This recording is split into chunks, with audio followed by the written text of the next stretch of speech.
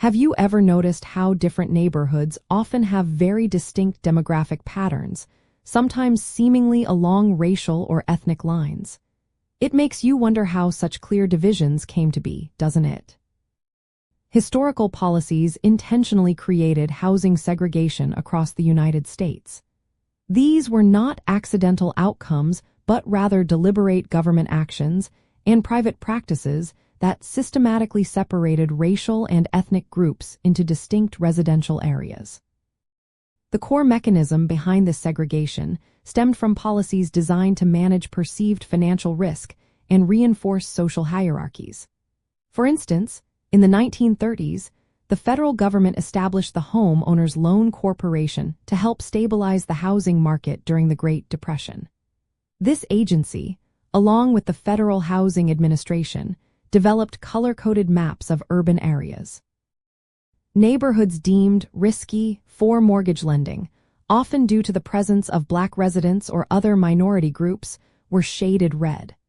This practice became known as redlining, effectively cutting off these communities from crucial investment and homeownership opportunities. Beyond government actions, private agreements called restrictive covenants also played a significant role. These were clauses written into property deeds that legally prohibited the sale or rental of homes to specific racial or ethnic groups.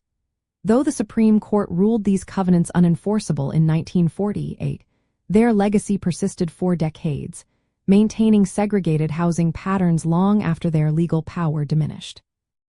Furthermore, the siting and management of public housing projects frequently reinforced existing segregation, often concentrating minority populations in specific areas, further solidifying racial divisions. Understanding these historical policies helps us recognize how deeply embedded structural racism is within our societal frameworks. The term de jure segregation, which refers to segregation enforced by law, is central here. These policies were not about individual prejudices but about systemic design. They ensured that wealth building through homeownership, a cornerstone of American economic mobility, was largely denied to Black families and other marginalized groups for generations. This created a significant and lasting racial wealth gap, as well as disparities in access to quality education, health care, and infrastructure.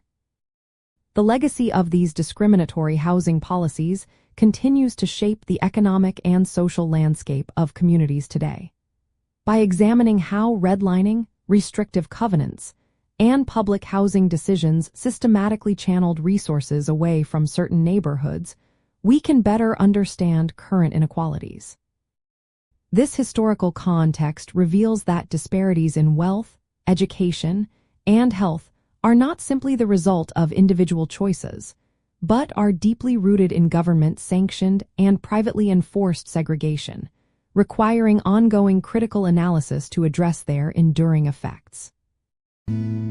If these stories matter to you, like, subscribe, and be part of the change.